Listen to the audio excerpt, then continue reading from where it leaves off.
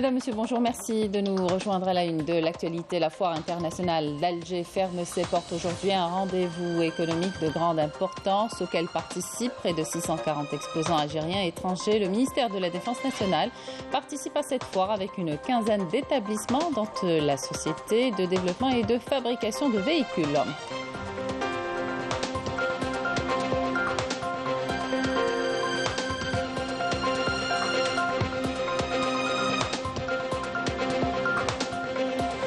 Zoom sur le centre d'enfouissement technique d'Héliopolis situé sur les hauteurs de Guelma où la ministre de l'Environnement s'est rendue. Elle a fait part de son objectif de créer un vrai marché pour l'économie circulaire. Un an après le carnage de Melilla, l'organisation non gouvernementale Amnesty International dénonce la poursuite par le régime du Marzen et l'Espagne de la dissimulation des faits liés au drame des demandeurs d'asile et des migrants brutalement tués à la frontière entre le Maroc et l'enclave espagnole. Dernière halte de cette édition à Boumerdès où une compétition palpitante de kitesurf a rassemblé les amateurs de ce sport dévoilant des talents extraordinaires.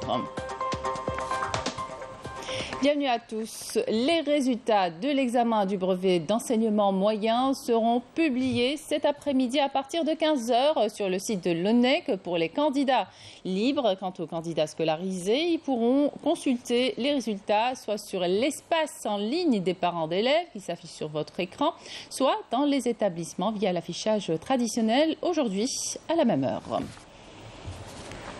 La foire internationale d'Alger ferme ses portes aujourd'hui. Un rendez-vous économique de grande importance avec comme invité d'honneur cette année l'Italie, représentée par 13 exposants parmi près de 640 exposants algériens et étrangers.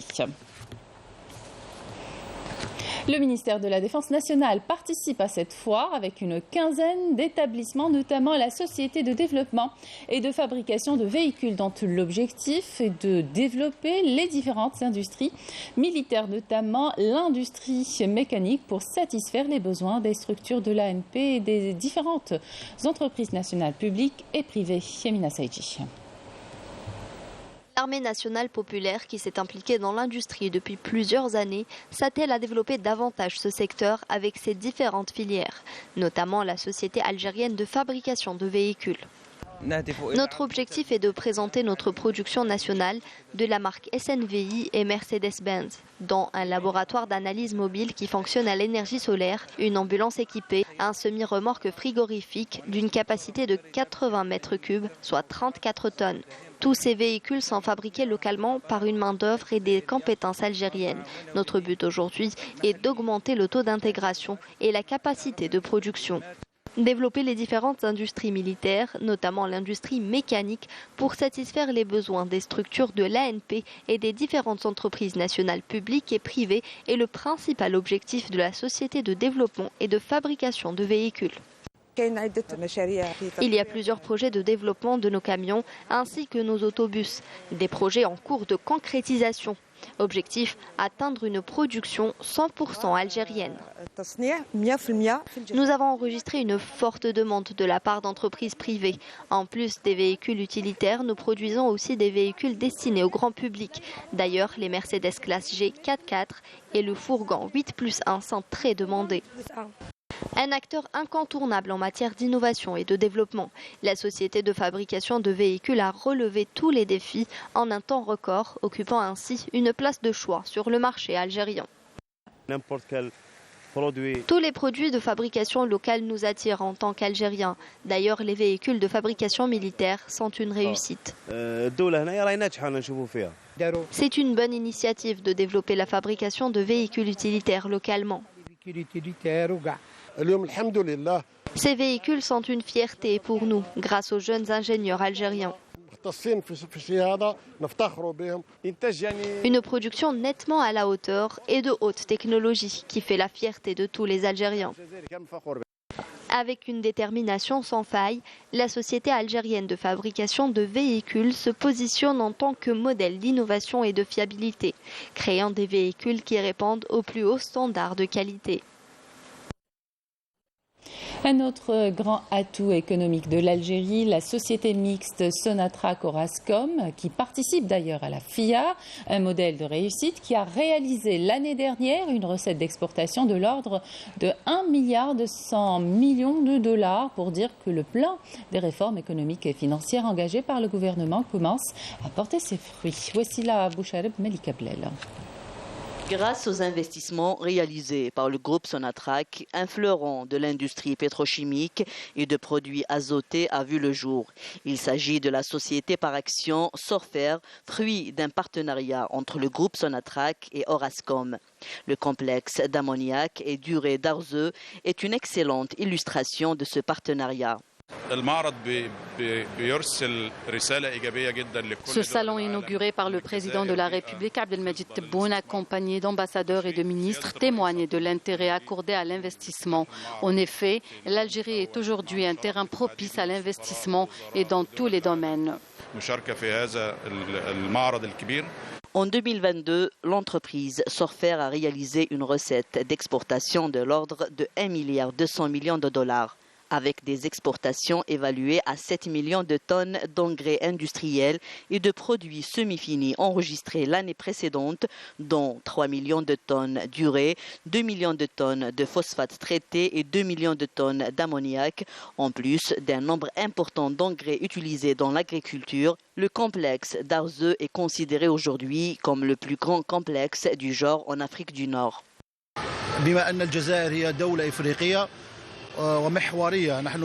La position géographique de l'Algérie est un véritable atout. Nous essayons de travailler avec beaucoup de pays africains. Auparavant, nous avons signé un accord avec le Kenya dans le but d'exporter environ 838 000 tonnes de marchandises à destination de ce pays, mais aussi vers d'autres pays africains comme la Zambie et la Mauritanie. Il y a un véritable changement dans le domaine de l'investissement en Algérie, notamment en ce qui concerne la révision des lois de l'investissement. Le plan des réformes économiques et financières engagées par le gouvernement commence à porter ses fruits. Le nouveau climat des affaires encouragera les opérateurs économiques étrangers à investir en Algérie. Une délégation composée de responsables du ministère de l'Énergie et des Mines, du groupe public Managem Al Jazair et du consortium chinois a inspecté hier l'état d'avancement des travaux de développement de la mine de Garaj-Bilet dans l'ouest de la wilaya de Tindouf. Reportage Ayman Hanafi, le commentaire est signé Adel Boukhams. Cette visite, la délégation s'est enquise du processus d'extraction du fer brut sur ce site minier qui s'étend sur une superficie de 115 000 hectares. Aujourd'hui, seuls 500 hectares sont exploités pour ouvrir la mine.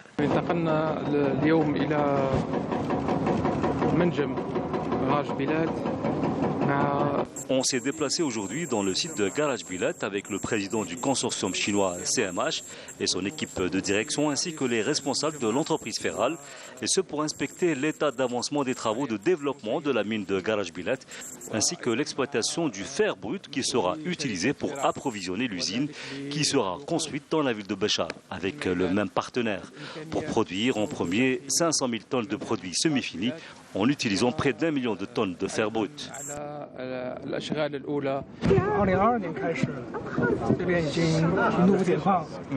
Depuis 2022, on a déjà commencé à travailler. Le site a été ouvert en juillet 2022.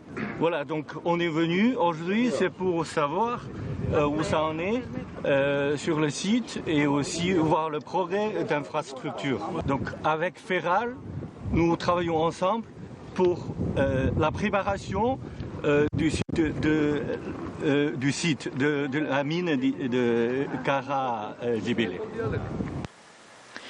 La production du complexe devra atteindre après l'achèvement de la voie ferrée qui reliera la mine à l'usine près de 10 millions de tonnes en utilisant environ 20 millions de tonnes de matière brute.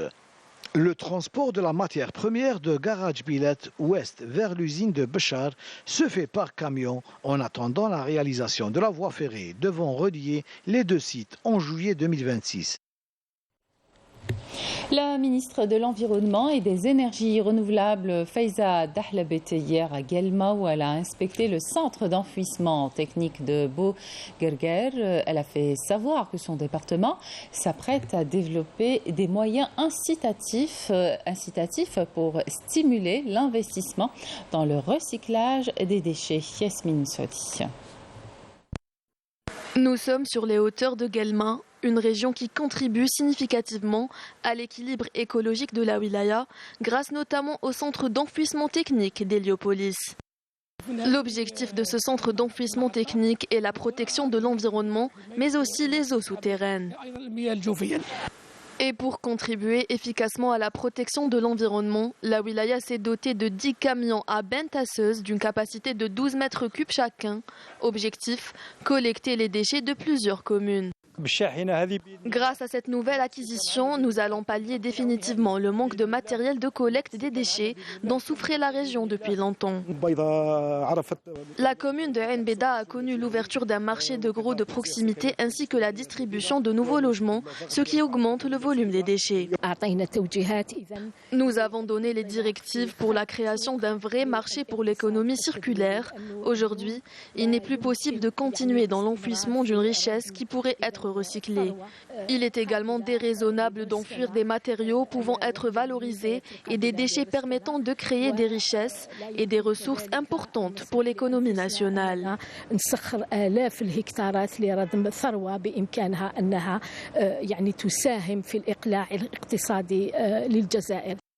Ces incitations s'inscrivent dans le cadre de la stratégie du ministère de l'Environnement qui s'oriente vers le recours à l'économie circulaire et la modernisation de la gestion des déchets en ouvrant la voie aux jeunes et aux entreprises émergentes qui souhaiteraient investir dans ce domaine. Direction les lieux saints de l'islam. Le Hajj débute aujourd'hui à la Mecque. Plus de 2 millions de pèlerins venus de 160 pays sont attendus cette année dans la ville la plus sacrée de l'islam. Après 3 ans de limitation du nombre de participants en raison de la crise sanitaire, la mission algérienne s'apprête à réceptionner les tentes qui devront héberger les pèlerins au mont Arafat et Mina. Le comité spécial chargé d'étudier la situation en ce qui concerne l'application de la déclaration sur l'octroi de l'indépendance aux pays et aux peuples colonisés a achevé vendredi, au terme de 10 jours de débat, sa session de 2023 en adoptant sans vote une série de résolutions consacrées à la situation dans les territoires non autonomes, dont celle sur les activités économiques et autres préjudiciables aux intérêts et des peuples des territoires non autonomes.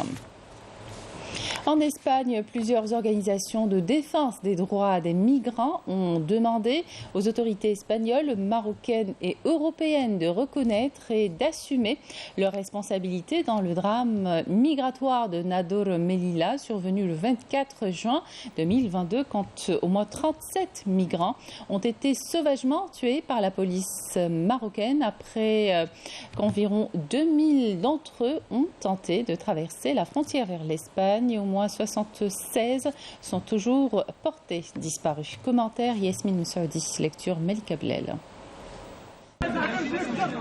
1 an après le carnage de Melilla, l'organisation non gouvernementale Amnesty International dénonce la poursuite par le régime du Marzen et l'Espagne de la dissimulation des faits liés au drame des demandeurs d'asile et des migrants brutalement tués à la frontière entre le Maroc et l'enclave espagnole. L'ONG rappelle qu'au moins 37 personnes sont mortes après qu'environ 2000 migrants d'Afrique subsaharienne aient tenté de traverser la frontière vers l'Espagne le 24 juin 2022. Au moins 76 sont toujours portés disparus, laissant des dizaines de familles en deuil. Selon l'ONG, le régime du Marzen n'a fait aucune tentative pour rapatrier le reste des victimes et au moins 22 corps sont toujours à la morgue au Maroc. L'organisation affirme en outre que les autorités espagnoles et marocaines n'ont pas fourni de liste complète des noms des victimes et des causes de leur décès, ni des images de vidéosurveillance. L'ONG révèle que les autorités des deux pays n'ont pas enquêté de manière sérieuse sur des actes commis ce 24 juin 2022 et qui constituent des crimes au regard du droit international et des violations des droits de l'homme et n'ont pas non plus enquêté sur le racisme et la discrimination à la frontière. Par ailleurs, des centaines de militants de différentes organisations et mouvements sociaux se sont réunis samedi devant la délégation gouvernementale de La Rioja pour exprimer leur solidarité avec les familles des migrants brutalement tués le 24 juin 2022 et réclamer justice. Dans les derniers développements sur la situation de la ville de Rostov, les combattants du groupe paramilitaire russe Wagner se retirent de la région de Voronezh après une rébellion militaire qui aura duré 24 heures suite à la médiation jouée par le président bélarusse Alexander Loukachenko entre son homologue russe et le chef de Wagner, Evgeny Prigojine, qui a demandé à ses combattants de quitter Rostov et se diriger vers ses camps. Un jeune Palestinien, Tarek Khalil Idriss, blessé récemment par des balles des forces de l'occupation sioniste, a succombé hier à ses blessures, a fait savoir le ministère palestinien de la Santé. Âgé de 39 ans, Idriss a été blessé par des balles des forces de l'occupation sioniste lors de leur incursion récemment dans le camp des réfugiés d'Askar, à l'est de Naplouse. Selon des statistiques du ministère palestinien de la Santé, l'armée de l'occupation sioniste a assassiné plus de 170 Palestiniens en Cisjordanie et dans la bande de Gaza depuis le début de l'année. En Chine, l'Observatoire national a renouvelé une alerte jaune aux températures élevées aujourd'hui, alors que des vagues de chaleur sont prévues dans de vastes régions du pays où la température devrait atteindre 35 à 36 degrés Celsius, selon le Centre météorologique national. D'après les prévisions, elle pourrait même atteindre les 40 degrés Celsius par endroit.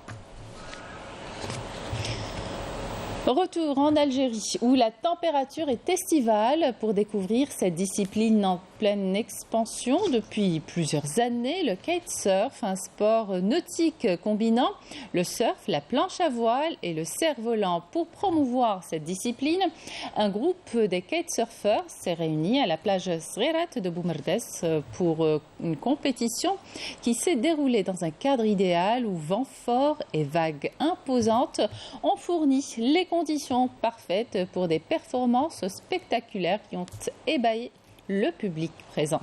Reportage Rina Lerari. 14 heures tapantes à la plage de Srirat, l'arbitre donne le coup d'envoi officiel de la compétition de kitesurf. Dans un tableau époustouflant, les riders se sont élancés dans l'eau, leur kit déployé, prêt à chevaucher les vagues avec une maîtrise sans faille.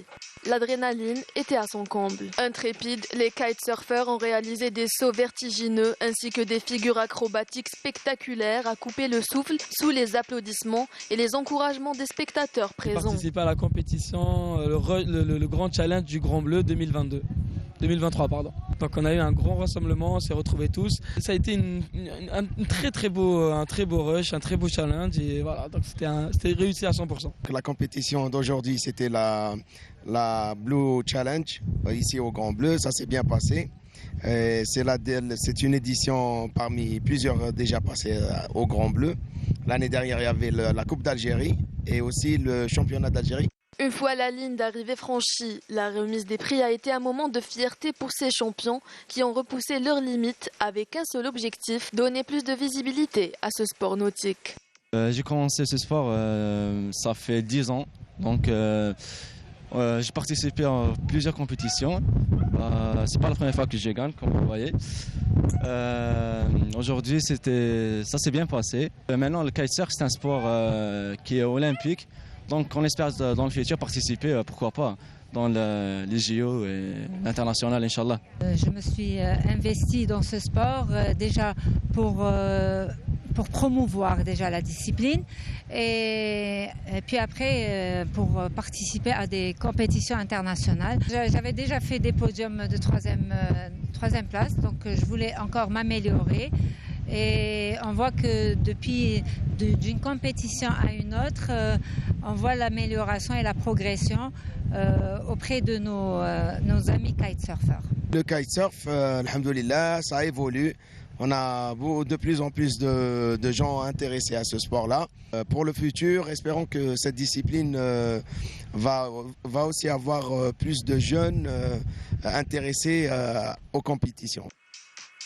Bien plus qu'un simple événement sportif, cette compétition a permis de mettre en lumière la passion et le dévouement des adeptes du kitesurf, une discipline en constante évolution en Algérie. Et c'est la fin de cette édition. Merci de votre attention. Tout de suite, les prévisions météo avec Emel Laribi. Excellente suite de programmes sur Canal Algérie.